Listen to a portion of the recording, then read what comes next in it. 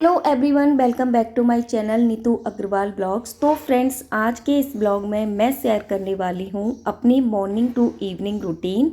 तो यहाँ सुबह 5 बजे मैं उठ गई थी और उठने के बाद सबसे पहले मैंने की 5 से 10 मिनट की एक्सरसाइज, और एक्सरसाइज करने के बाद अब मैं आ चुकी हूँ अपनी किचन में।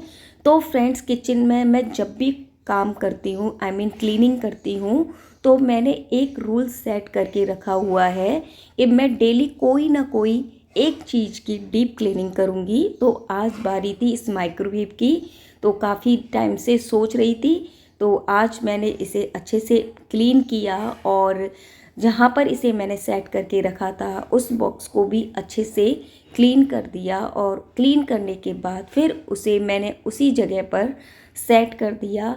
तो ये मेरा एक रूल है कि मैं डेली किसी ना किसी चीज़ की डीप क्लीनिंग को करूं, क्योंकि हम हर रोज़ पूरी किचन को अच्छे से क्लीन नहीं कर सकते, बट थोड़ा थोड़ा करके हम उसे कर सकते हैं। तो उसके बाद फिर मैंने गैस को क्लीन किया और फिर स्लैब को, और अब दूध भी आ चुका था तो यहाँ दूध बॉईल करने के लिए रख दिया है। उसके बाद मैंने फ्रिज की जितनी भी बॉटल्स थी उन सबको अच्छे से क्लीन किया। उसके बाद उन्हें एक जगह रख दिया, जिससे जो हमारे बॉटल्स होते हैं उनमें बंद बंद में एक स्मेल हो जाती है। तो हम अगर इन्हें खुला छोड़ दें कुछ देर के लिए, अगर डेली हम इसी तरीके से करते हैं, तो इनमें कोई भी स्मेल आपको नहीं मिलेगी। और यहाँ साथ ही साथ मैं लंच की भी तैयारी कर दे रही हूँ। तो मैंने आलू बॉईल करने रख दिए थे और दाल भी भिगोने रख दी है। एक्चुअली आज हस्बैंड की फरमाइश थी दाल बाटी की, क्योंकि आज बहुत ज़्यादा अच्छा मौसम भी हो रहा है तो खाने का मज़ा भी आता है। और यहाँ सुबह के टाइम ही मैं लेके बैठ गई हूँ अपने बेटे के स्कूल का प्रोजेक्ट, क्योंकि हॉलीडे होमवर्क में उनको मिला था और वैकेशंस भी अब ख़त्म होने वाली हैं। तो मैंने सोचा क्यों ना ये काम भी मैं ख़त्म कर लेती हूँ। उसके बाद फिर मैंने अपने पूरे घर की सफाई की, जिसमें सबसे पहले मैंने जितनी भी चादरें थी उन सबको फोल्ड करके रखा। उसके बाद फिर मैंने अपने जो बेटी का रूम है वहाँ आकर के सबसे पहले उसके रूम की क्लीनिंग की। तो हमेशा उसका रूम मुझे बिखरा हुआ मिलता है, सारा सामान इधर से उधर, तो सभी को एक जगह सेट किया और जो सामान जहाँ था उसको वहीं रखा। उसके बाद फिर मैंने पूरे घर की झाड़ू भी निकाल दी। तो फ्रेंड्स, झाड़ू पोछा करने के बाद मैं जाऊंगी नहाने के लिए, और नहाने के बाद अब मैं आ चुकी हूँ अपनी किचन में। तो आलू भी बॉईल हो चुके थे और अब बारी थी आलू फ्राई करने की। और उसके बाद फिर मैंने दाल में तड़का लगाया और बाटी के लिए भी आटा गूँथ के रख दिया था। तो ये मेरे लंच की तैयारी हो चुकी थी। और इसके बाद अब बारी थी ठाकुर जी की सेवा करने की। तो यहाँ मैं अपने घर के मंदिर में आ चुकी हूँ। तो सबसे पहले मैं ठाकुर जी का दीपक लगाया, और दीपक लगाने के बाद फिर से मैं अब आ चुकी हूँ अपनी किचन में। तो फ्रेंड्स, अब बारी थी सबको खाना देने की। तो यहाँ मैं सबसे पहले बाटियाँ बना रही हूँ, क्योंकि दाल और आलू मैंने बना के रख दिए थे। वैसे तो बाटी के साथ में चूरमा भी बनता है, बट मेरे यहाँ कोई चूरमा पसंद नहीं करता है। तो यहाँ बस मैंने आलू फ्राई किए हैं, दाल बनाई है, साथ में बाटियाँ और भी कई चीज़ें इसके साथ में बनती हैं, जैसे कि हरी चटनी बनती है और सैलेड बनता है। और ये देखिए कितनी अच्छी बनी है ये बाटियाँ। तो पहले मैं सबको सर्व कर देती हूँ और उसके बाद फिर से बनाती हूँ ये बाटियाँ। और यहाँ मैं आपसे करूँगी इसी पर थोड़ी और बातें। तो फ्रेंड्स, ये देखिए ये है आज का लंच।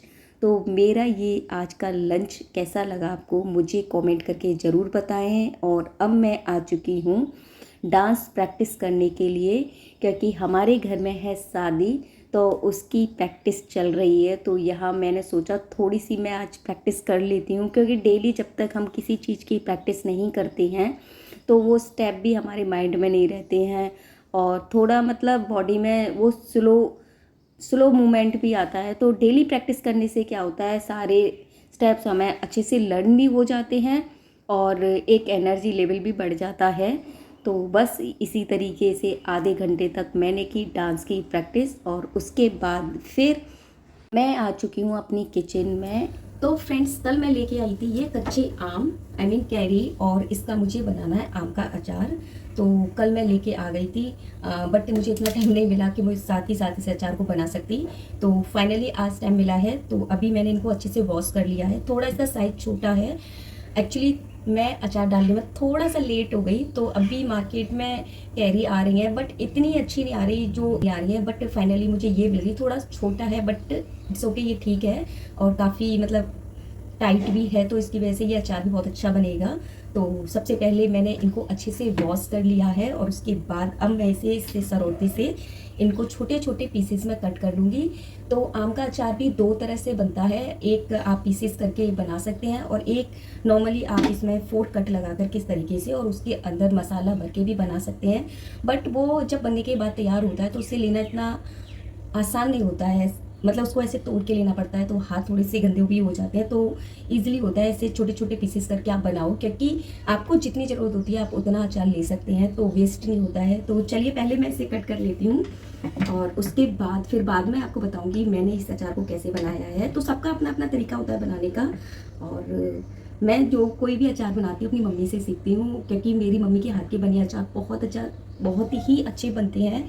स्पेशली मेरे हस्बैंड को तो बहुत ज़्यादा पसंद है। मैं जब भी कोई अचार बनाने बैठती हूँ तो सबसे पहले वो बोलेंगे भाई रहने दो, तो मम्मी से बनवा लेना, क्यों फालतू में आम खराब करोगी, मसाले खराब करोगी, ये वो। बट मैं कभी भी उनकी बातों में नहीं आती हूँ और खुद से बनाने की कोशिश करती हूँ। और लास्ट ईयर भी मैंने जब बनाया था बहुत अच्छा बना था। तो क्या होता है, करने से ही हम सीखते हैं, और मैं इस बात पे बिलीव भी करती हूँ। ठीक है, हमें कोई चीज़ नहीं आती, बट जब तक हम उसे करेंगे नहीं तो आगे वो कैसे हमें आएगी। और हर समय हम हर किसी पर डिपेंड भी नहीं रह सकते हैं। तो बस ऐसे ही मैं अपनी चीज़ों को बेहतर करने के लिए कोशिशें करती रहती हूँ, और एक ना एक दिन वो चीज़ अच्छी हो भी जाती है। तो चलिए पहले इनको कट कर लेते हैं। तो फ्रेंड्स, पहले मेरे साथ क्या होता, जब मैं इन्हें कट करती थी तो मुझे आता नहीं था, और बिल्कुल भी मतलब मैं ऐसे काट नहीं पाती थी। तो फिर फाइनली मुझे किसी ने बताया, इसमें भी एक ट्रिक होती है। आप जस्ट आपको ऐसे रखना है, और आपको प्रेशर की ज़रूरत नहीं होती, बस ऐसे आपको करना है, और ऐसे ये ऐसे करके देखना है। ये देखिए, ये थोड़ा हार्ड था इसलिए इसमें टाइम लगा, अदरवाइज़ ये हो जाता है। ये देखिए हो गया आसानी से, तो कोई मुश्किल नहीं है। बट पहले जब मम्मी बनाती थी और इस तरीके से काटती थी, और हम भी कहते मम्मी एक बार हमको भी करना है, तो हम करते, तो हमसे होता नहीं था। तो हम मम्मी से बोलते थे कि मम्मी आपने कैसे कर लिया, मुझसे तो हुआ ही नहीं। तो ये एक ट्रिक है, जस्ट आपको ऐसे कर देना है और ये आराम से हो जाता है।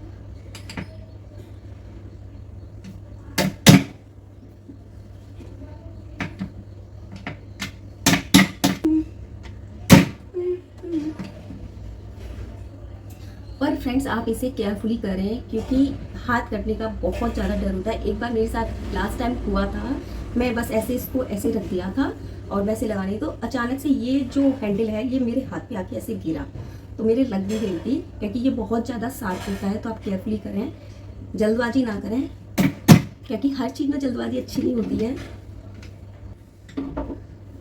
तो पहले से हटा देती हूँ, डेंजरस चीज़ है ये। हाँ, तो ये सारे आम मैंने अब काट के रख लिए हैं। तो अभी ये डलिया थोड़ी सी छोटी पड़ गई है, इसको इसमें ट्रांसफ़र कर लिया है।